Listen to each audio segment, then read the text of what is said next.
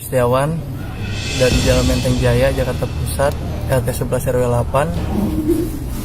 Saya dibayar 50.000 dan diajak demo, katanya demo biasa, totonya demo tolak Habib Rizik. Udah. Yang bayar lu siapa ya? Yang bayarnya saya, Nama sebutin. kayaknya yang ini katanya Bohar apa? Siapa yang bayar lu? Siapa? Bongkar. Bang siapa? Hah? Bongkar pe Bohar. Bongkar, Bang. Bongkar. Nama mana dia? Nama dia? Kurang tahu saya. Orang mana? Orang partai bukan? Orang partai. Tahu saya. Jadi kalian dibayar 50.000 buat fitnah Habibana. Bener? Lu bilang Habibana teroris, bener? Bener kan?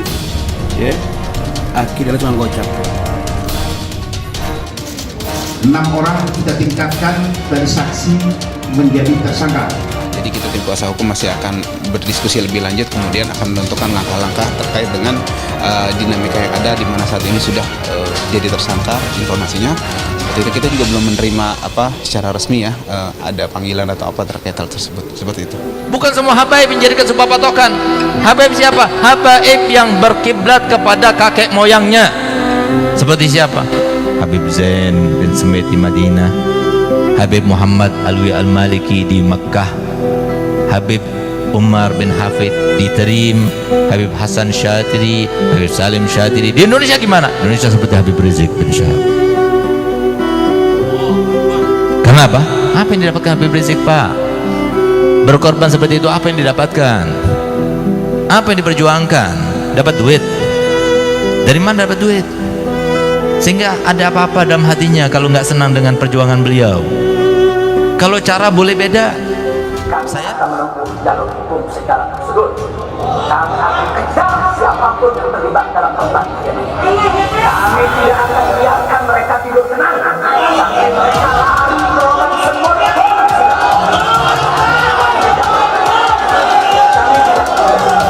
Maka itu saya minta kepada seluruh rakyat dan bangsa Indonesia, tahan diri, sabar. Kita hadapi dengan elegan. Kita tempuh prosedur hukum yang ada. Karena kalau prosedur hukum ini tempuh dengan baik, insya Allah semua akan terbongkar. perjuangannya bagus. Kenapa? Imam Ali keras, Syekh Umar bin Khattab keras, nggak bisa ngeliat kemungkaran. Tapi Syekh Abu Bakar Siddiq lembut, Sayyidina Utsman bin Affan lembut. Tapi kenapa harus ada Sayyidina Ali, lalu harus ada Sayyidina Umar bin Khattab? Itulah kodratnya Allah Ta'ala di dalam syariat ini. Harus ada seperti itu, harus ada seperti itu. Karena Pak setan itu pinter. Jadi kalau kita itu mengatakan jenius, setan itu lebih jenius. Kalau saya ini sudah S3, setan itu S-nya sudah ribuan, Pak.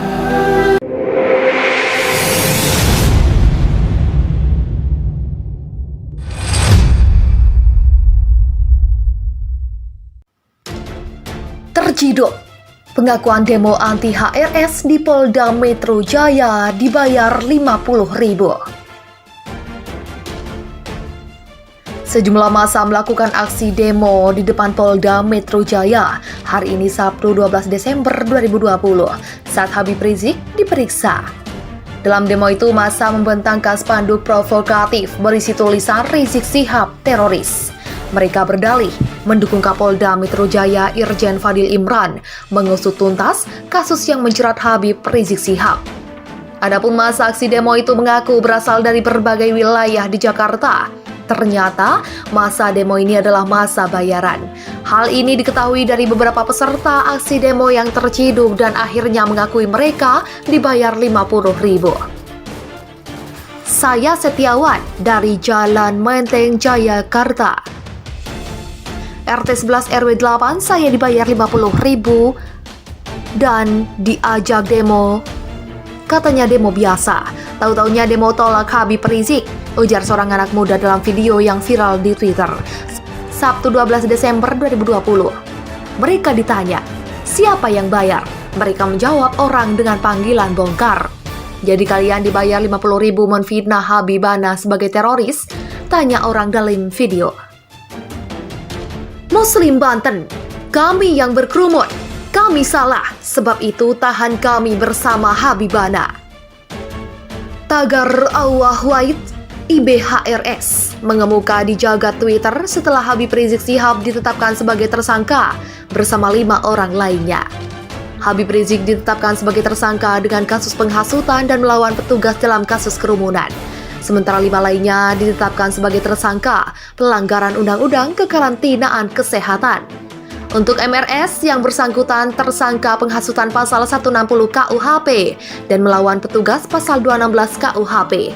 Untuk 5 tersangka lainnya kena pasal 93 Undang-Undang Nomor 6 Tahun 2018 tentang kekarantina kesehatan. Ujar Kabid Humas Polda Metro Jaya Kombes Yusri Yunus kepada wartawan di Polda Metro Jaya Sabtu 12 Desember 2020 dikutip dari Detik.com. Kasus bermula ketika Habib Rizik pulang ke Indonesia pada 10 November 2020 yang disambut ribuan pengikutnya di bandara.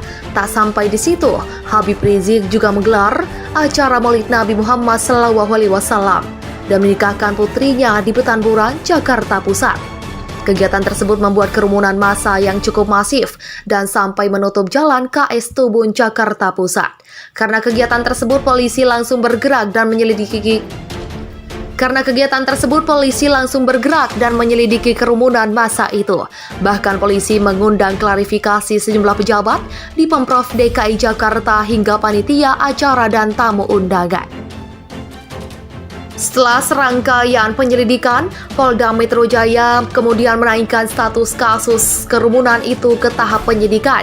Dalam tahapan ini, polisi kembali memeriksa saksi-saksi yang sebelumnya dimintai klarifikasi polisi, hingga mengerucut ke beberapa orang termasuk HRS. Namun meski ditetapkan sebagai tersangka, banyak pengikut dari HRS yang tetap mendukung. Bahkan di jagat Twitter, sejak ditetapkan sebagai tersangka, tagar Allahu Wahid IBHRS hingga mencapai 47,6 ribu.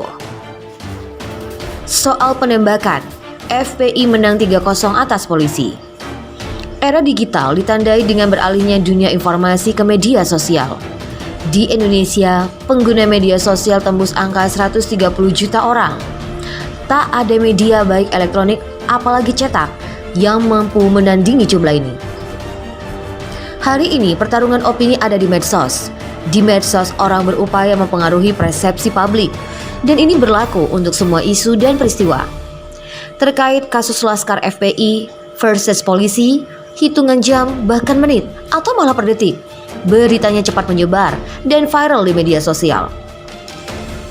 Antara FPI dan polisi terus bersaing dan merebut kepercayaan publik. Media sosial jadi arena yang efektif. Di babak pertama saja, nampaknya 3-0 FPI memenangkan pertarungan di medsos. Pertama, FPI lebih cepat membuat pernyataan. Sekitar jam 12 waktu Indonesia Barat, FPI mengumumkan bahwa ada 6 anggota Laskar yang diculik oleh orang tak dikenal atau OTK di tol Kerawang Cikampek dan belum ditemukan. Jelang beberapa jam kemudian, Kapolda Metro Jaya konferensi pers bahwa ada 6 anggota FPI ditembak karena menyerang polisi. Dari keterangan pers pihak kepolisian, inilah FPI baru tahu bahwa OTK yang berpakaian preman dan tanpa identitas itu ternyata adalah aparat kepolisian. Tapi publik sudah terlanjur punya memori bahwa 6 orang itu diculik, lalu belakangan diketahui ternyata mereka sudah ditembak mati. Meski sebagian tetap bertanya-tanya, ini mana yang benar? Diculik atau ditembak? Atau menyerang lalu ditembak? Kalau ada baku tembak, di mana TKP-nya? Biasanya polisi punya bukti, setidaknya foto atau video kejadian. Ini kok nggak ada. Sekali lagi, ini dipengaruhi siapa yang lebih cepat memberi informasi. Kedua, pernyataan FPI yang beredar dan viral di media sosial lebih detail dalam menjelaskan kronologi peristiwa penembakan tersebut. Data pelaku, rekaman percakapan, lokasi, plat nomor mobil, dan kronologinya secara detail diungkapkan dalam 4 halaman yang secara resmi diedarkan oleh DPP FPI. Soal ini, polisi kalah detail. Ketiga, informasi dari FPI konsisten dan tidak mengalami perubahan. Sumbernya satu dari DPP FPI. Berbagai pertanyaan baik dalam konferensi pers, wawancara TV, dan keterangan dalam surat resmi yang baru beredar sama. Sementara informasi dari pihak kepolisian mengalami perkembangan. Konferensi pers Kapolda Metro Jaya mengungkapkan bahwa ada penyerangan dari pihak FPI kepada aparat. Merasa terancam, aparat lalu menembak 6 laskar itu hingga mati. Selang sehari muncul informasi bahwa laskar FPI merebut senpi milik polisi. Informasi berikutnya, para pelaku penembakan sudah diserahkan ke Propam Polda Metro Jaya, diduga ada salah prosedur. Tiga poin ini membuat konversi FPI lebih mendapatkan apresiasi dari publik dibandingkan dengan pihak kepolisian. Meski ada karangan bunga ke Polda dan muncul pertanyaan ormas di DKI sebagai bentuk dukungan, namun tetap kalah masif dengan apresiasi publik ke FPI di media, terutama medsos. Apapun opini dan persepsi yang berkembang di publik, satu saja harapan rakyat bahwa kebenaran harus diungkap. Kasus ini mesti terang benderang sehingga rakyat punya informasi yang benar. Yang lebih penting dari ini semua adalah tegaknya hukum di negara hukum. Karena itu perlu pihak ketiga, yaitu tim pencari fakta atau TPF, kalangan profesional yang punya independensi, integritas dan kapasitas perlu dilibatkan dalam TPF ini. Tak ada cara lain kecuali negara ini membentuk TPF.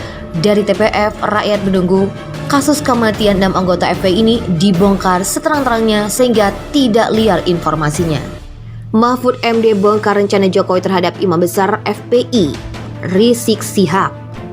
Presiden Joko Widodo atau Jokowi punya rencana sendiri untuk menangani kegaduhan yang ditimbulkan Imam Besar Front Pembela Islam, Habib Rizik Syihab. Rencana Presiden Jokowi terhadap Rizik akhirnya terkuak setelah Menteri Koordinator Bidang Politik Hukum dan Keamanan Mahfud MD ikut angkat bicara. Menko Polhukam Mahfud MD mengatakan Presiden Jokowi akan menyelesaikan kasus Habib Rizik Syihab dengan cara persuasif. Sebagaimana dikabarkan, Potensi.com dalam artikel mengejutkan Habib Rizik akan diselesaikan dengan cara-cara ini oleh Jokowi. Langkah tersebut dianggap menjadi jalan terbaik. Menurutnya, rakyat sipil tidak boleh takut kepada aparat keamanan Indonesia baik dari Polri maupun TNI. Selain itu, Mahfud MD juga menilai bahwa cara menyelesaikan HRS sangat cocok dengan kondisi politik Indonesia karena menggunakan sistem demokrasi. Lebih lanjut, Mahfud juga menjelaskan bahwa negara demokrasi tugas utamanya wajib jaga dan lindungi hak asasi manusia atau HAM setiap warga negaranya. Selain itu, pemerintah juga bisa saja menggunakan kekuatan negara namun belum dimaksimalkan.